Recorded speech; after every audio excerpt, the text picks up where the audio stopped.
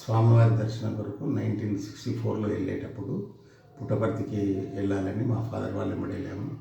అప్పుడు బుక్కపట్నంకు దిగి ఎడ్ల బండి కిరాయి ₹5, దాంట్లో దాదాపుగా 20 మంది చిత్రావతి నది దాటి పుట్టపర్తికి వెళ్ళాము. పుట్టపర్తికి అప్పుడు రోడ్డు వసతులు కానీ బస్సులు కానీ ఏవీ లేవు.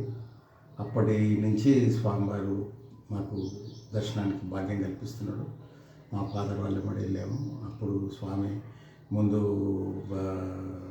ఇప్పుడు ప్రశాంతి నిలయం అది స్క్వేర్ బిల్డింగ్ ఉండేది. అక్కడికి మేమంతా పిల్లలను కూర్చొని భజన అయినంగా స్వామి దగ్గరికి వచ్చి మాకు ప్రసాదాలు ఇచ్చేవారు.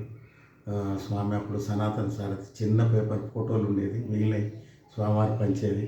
స్వామి ఒక ఫోటో అంటే స్వామి ఇచ్చేది. స్వామివారి చేత ప్రసాదాలు మాకు అందినాయి. స్వామివారు సాయి కులవంత హాల్లో కూడా స్వామివారి చేత